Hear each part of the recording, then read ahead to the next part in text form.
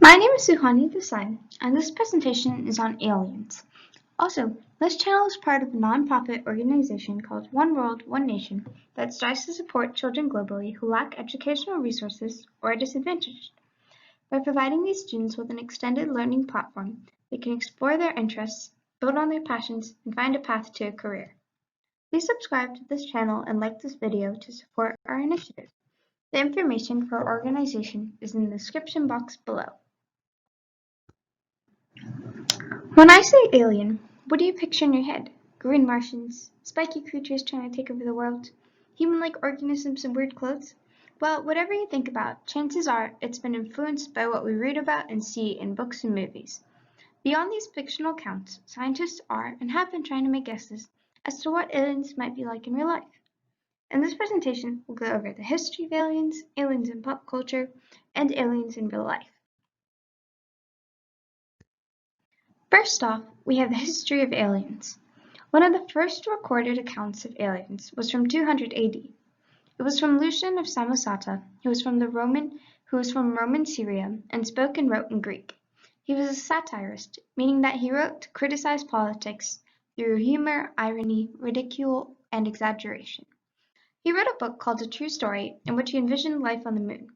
His ideas of aliens were quite different from what we'd imagine today, but were interesting nonetheless. Some examples include giant fleas and birds made out of grass and leaves. His books include the first written records of aliens and exploration of outer space.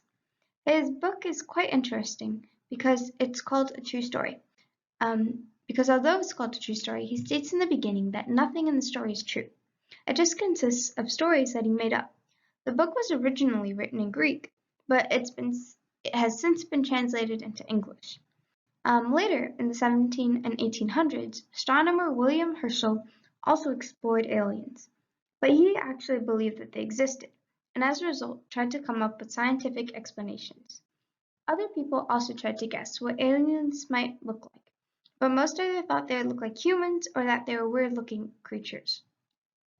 Most of the people who thought that aliens were these unbelievable organisms like the giant flea thought of them as purely fictional, while the aliens that people thought might actually exist were the human-like organisms.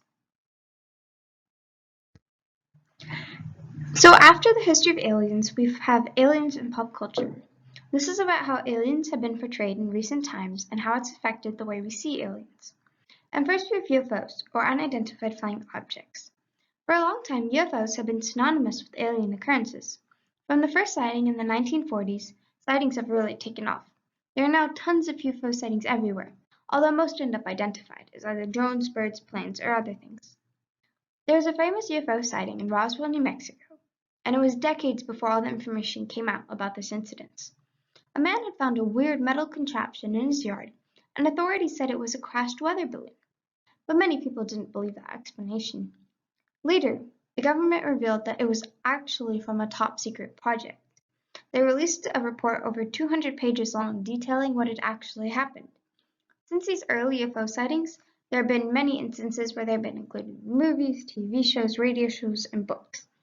As a result, we now come to see UFOs as metal saucers that house aliens.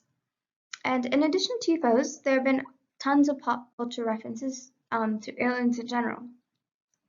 Famous examples include Star Wars and Star Trek. So both shows and movies show extraterrestrial life and planets in different galaxies. And from these series, we envision alien life as human-like. And although the aliens might have pointed ears or be green, they still share basic characteristics and forms of humans. Additionally, the worlds portrayed on these series often look like places that one could find on Earth. They have trees and plants that look either the exact same or very similar to ones that we'd find here. And beyond these examples, there has also been a famous situation in which alien pop culture was brought to life. A radio broadcaster by the name of Orson Welles took H.G. Wells' story, War of the Worlds, and brought it to life. During a broadcast, he reenacted War of the Worlds by hiring actors to play the roles of scientists and other characters. He himself read from the story in a normal newscasting voice in order to provide credibility to the story. He got people from all over the country to believe his false broadcasts, and it caused widespread panic. These examples show the far-reaching effects of aliens in pop culture. And that brings us to aliens in real life. When I talk about aliens in real life, I don't mean aliens that we've seen or discovered. I just mean what aliens might look like or be like in real life. Much alien life probably exists in the form of microbes. That's because microbes tend to be able to survive in extreme conditions. For example, it's been found that some microbes can survive going into space unprotected.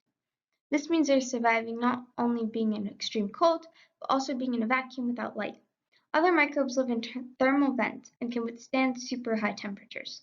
Others still can live way down at the bottom of the seafloor, while some live at incredibly high altitudes. Therefore, it's more likely to find microbes because they're quite versatile. Another point about life on other planets is that although it probably won't look like life on Earth, it might share characteristics with life on Earth. Take the example of whales. Whales are mammals, and they used to live on land, and used to have legs. They still contain bones that were once part of their legs. These bones are vestigial bones, meaning that they're no longer used but still exist on the organism. And through the course of evolution, whales lost their legs and gained fins as they came to live in the water. As a result, they look similar to fish even though they're mammals. A process like this could occur for alien life where the life adapts to fit their location. And therefore, if an organism in space lives in water or a different liquid, then they might also have fins. But they might also not have fins. They could have a completely different way of moving around. But this is just what aliens in space might look like if they were similar to organisms on Earth. At the end of the day, we truly don't know what aliens might look like or even if aliens exist. Although we can make informed guesses, we don't know for sure. What we do know is that as we continue to gain information, our understanding of alien worlds and aliens themselves will continue to change.